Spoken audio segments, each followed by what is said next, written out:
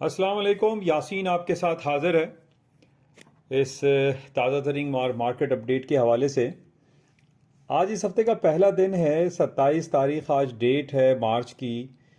और मुख्तलिफ़ ख़बरें हफ्ता और इतवार को भी मौसूल होती रहीं, और कुछ क्लिप्स और कुछ ख़बरें मैंने आपके साथ शेयर की व्हाट्सएप प्लेटफॉर्म पर। और एक बड़ी ताज़ा तरीन ख़बर हमारे पास आई थी, और जिसका लुब्बे-लुबाब ये था कि दुनिया के बड़े बड़े जो बैंक्स हैं, ये ख़बरें आ रही थी कि उनके पास डिपॉजिट बढ़ रहा है और छोटे बैंक से डिपॉजिट्स निकल रहा है, ड्रेन आउट हो रहा है। लेकिन कल हमारे पास ये ख़बर आई कि जनाब ऐसी जो ख़बरें हैं मार्केट में वो दुरुस्त नहीं, और जो छोटे बैंक्स का जो विड्रॉल है, जो डिपॉजिट्स की जो बातें थीं, वो नॉर्मल हैं, जैसे थीं वैसे ही हैं। कोई इसमें ड्रेन आउट नहीं हो रहा है, जो कि मैंने आपसे जिक्र किया था कि ये एक पॉजिटिव खबर रहेगी स्टॉक मार्केट के लिए। और कुछ ऐसे ही हुआ जब आज अर्ली मॉर्निंग बाज़ारें खुली तो हमने ये देखा कि इस खबर ने अपना असर दिखाया, और ये मानना कि जनाब छोटे बैंक से डिपॉजिट ड्रेन आउट हो रहा है और बड़े बैंकों में डिपॉजिट ज़्यादा हो रहा है, तो ये खबर निगेट हो गई। इस खबर के नेगेट होने की वजह से ही आज हमने ये देखा, ना सिर्फ यूरोप की मार्केटें बल्कि इस वक्त अमेरिका की न्यूयॉर्क स्टॉक एक्सचेंज और दुनिया भर की जो स्टॉक मार्केट इस वक्त ट्रेड हो रही हैं, वो एक पॉजिटिव टेरिटरी में मूव कर रही हैं। असल में पिछले 10-15 दिनों का अगर हम बाज़ार चेक करते हैं और जो ख़बरें चेक करते हैं, सबसे पहले जो जो अमेरिका का 16th largest bank silicon valley bank default हुआ, और उसके बाद सिग्नेचर बैंक डिफ़ॉल्ट होने की ख़बरें आईं, और उसके बाद एक सांता क्लारा बैंक वो भी डिफ़ॉल्ट होने की ख़बरें आईं। तो एक खलबली सी मचती हुई हमें दिखाई दी बैंकिंग सेक्टर में, और बाज़ारें काफ़ी टूटती हुई नज़र आईं और स्टॉक मार्केटों में डाउनफॉल आया। लेकिन पिछले दिनों फिर हमारे पास ये खबरें भी आईं, जैसे कि मैंने पहले भी आपसे जिक्र किया था कि बैंकिंग फाइनेंशियल सिस्टम को बचाने के लिए न सिर्फ फेडरल रिजर्व बैंक फ्रंट पे आया, बल्कि American president mister Joe Biden साहब भी फ्रंट पे आए, और वहाँ की ट्रेजरी डिपार्टमेंट ने भी काफ़ी इसको पॉजिटिवली लिया और हालात को बेहतर करने में काफ़ी दिलचस्पी का जो है वो इजहार किया। और इसके बाद हमने ये देखा कि स्टॉक मार्केटें अपनी ऊपरी सतहों पर आनी शुरू हो गई। अमेरिका की स्ट्रीमलाइन इंडेक्स S&P है, डाउ जोन्स है और नेस्डैक हैं, ये जो जब पिछले दिनों इन बैड न्यूज़ पे निचली सतहों पर गईं, और जब हमारे पास इसकी रिकवरी के हवाले से खबरें आना शुरू हुई, तो हालात में काफ़ी बेहतरी आई और बाज़ारें दोबारा से अपने ऊपर सतहों पर आना शुरू हो गई। हालांकि उसी असना में ये खबरें भी हमारे पास आती रहीं कि जनाब अमेरिका अपने इंटरेस्ट रेट में इजाफा कर देगा, और 22 मार्च को इसकी मीटिंग है। और फिर ये खबर भी आई कि जनाब चूंकि बैंकिंग फाइनेंशियल सिस्टम में ये जो प्रॉब्लम क्रिएट हुई हैं, इसकी वजह से ये मुमकिनात में से है कि अमेरिका इंटरेस्ट रेट में इजाफा ना करे 22 मार्च को। लेकिन ऐसा नहीं हुआ। अमेरिका के सेंट्रल बैंक ने अपने 25 बेसिस पॉइंट इंटरेस्ट रेट में इजाफा किया। लेकिन इंटरेस्ट रेट अनाउंसमेंट के बाद हमारे पास जो खबरें मौसूल हुई और मिस्टर जर्मी पाल की तरफ से जो प्रेस कॉन्फ्रेंस हुई, उसमें इस बात का अब अंदेशा जाहिर किया जा रहा है कि आइंदा जो मीटिंग होगी अमेरिका के सेंट्रल बैंक की, यानी फेडरल रिजर्व बैंक की, उसमें वो अपने इंटरेस्ट रेट को पॉज करेगा, नहीं बढ़ाएगा।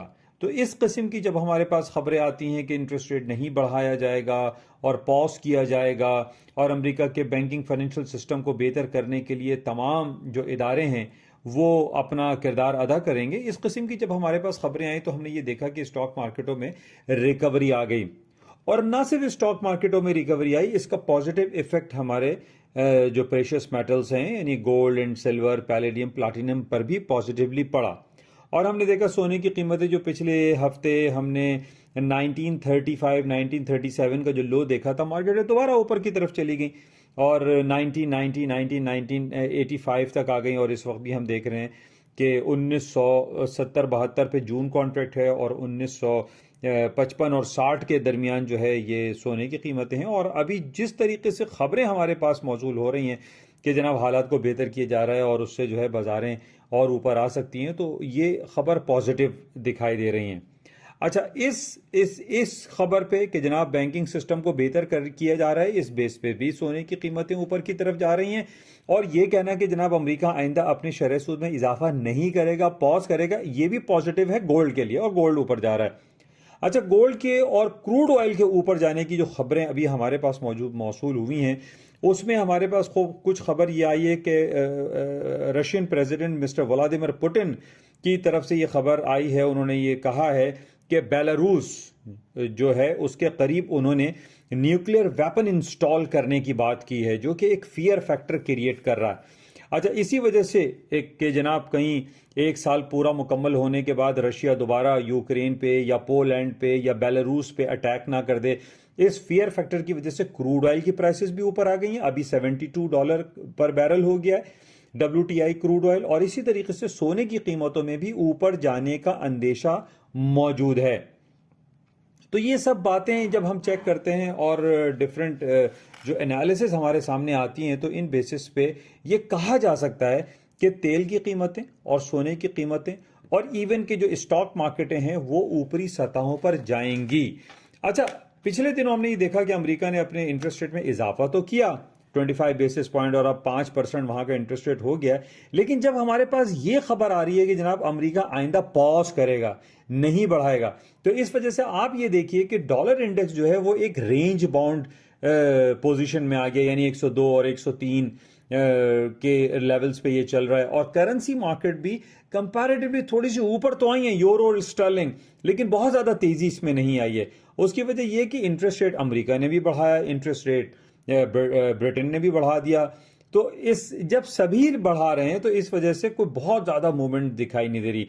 लेकिन बहरहाल हमें आइंदा के जो टेक्निकलिटीज़ हैं, आइंदा का जो फोरकास्ट हैं, या आइंदा की जो होने वाली ख़बरें हैं, ख़ास तौर पे सेंट्रल बैंक्स की, उन पर हमें मरकूज़ करना है अपनी तवज्जो को, और उसको फिर हमें देखना है कि क्या कुछ होता है। अच्छा, इस हफ्ते बड़ा इंपॉर्टेंट क्लोजिंग हमारे सामने आ रही है। इस फ्राइडे, कमिंग फ्राइडे में जब मार्केट क्लोज होगी तो वो हमारे पास वीकेंड भी होगा and as well as month end भी आ रहा है। तो ये जो फ्राइडे का दिन होगा ये हमारे लिए टेक्निकल बेसिस पे बहुत ज़्यादा अहमियत का हामिल रहेगा, और हमें देखना पड़ेगा कि फ्राइडे की जो मार्केट की क्लोजिंग है वो क्या होती है। बहरहाल अभी फ्राइडे में 3 दिन बाकी हैं, 4 दिन बाकी हैं, तो उसको हम देखेंगे और मज़ीद क्या खबरें आती हैं और क्या रिपोर्ट्स मार्केट में अवेलेबल हैं। लेकिन जो ताज़ा तरीन खबरें हैं, जो हालात और वाक़यात हैं, वो यही बता रहे हैं कि स्टॉक्स में सोने, चांदी, तेल में तेज़ी के इम्कानात मौजूद रहेंगे। तो बहरहाल ये कुछ खबरें आपके साथ शेयर की गई हैं और होपफुली इनसे फ़ायदा कुछ ना कुछ होता होगा। एक खबर और भी है और वो फ्रांस की है कि फ्रांस में कुछ पे के हवाले से कुछ वहाँ पर स्ट्राइक कॉल हो गई है, और वहाँ की जो गैस कंपनीज हैं, वहाँ के लोगों ने आज तकरीबन 20 दिन हो रहा है, उन्होंने पेंशन रिफॉर्म्स के हवाले से स्ट्राइक की हुई है, जिसकी वजह से ये भी जो एनर्जी सेक्टर है इनमें इजाफा हो सकता है, आपकी नेचुरल गैस में इजाफा हो सकता है। तो इसको भी हमें देखना पड़ेगा कि क्या होता है। लेकिन इस खबर पे भी क्रूड ऑयल की प्राइसेस ऊपर जा सकती है। आपको याद होगा कि 65.5 64 के लेवल पे मैंने आपको बहुत ज़्यादा, आप तमाम लोगों की खिदमत में ये बात पेश की थी कि क्रूड ऑयल को बाय करना चाहिए, और वीकली बेस पे ये बहुत स्ट्रॉन्ग सपोर्टिंग लेवल था 64 65 का, और वहाँ से आज मार्केट $72 आ गई, $7 तकरीबन मार्केट ऊपर जो आ चुकी है। तो टेक्निकल बेसिस पे, इसी वजह से मैं हमेशा आप लोगों की खिदमत में ये बात पेश करता हूं कि टेक्निकल ग्राउंड को मलहूज़ खातिर रखें, और इन बेसिस पे मार्केट में बहुत ज़्यादा मूव आती है। वीकली, मंथली क्लोजिंग को बहुत ज़्यादा अहमियत दिया करें। तो बहरहाल ये कुछ बातें आपके साथ शेयर की गई हैं, इंशाल्लाह राब्ते में रहेंगे। इजाज़त दीजिए।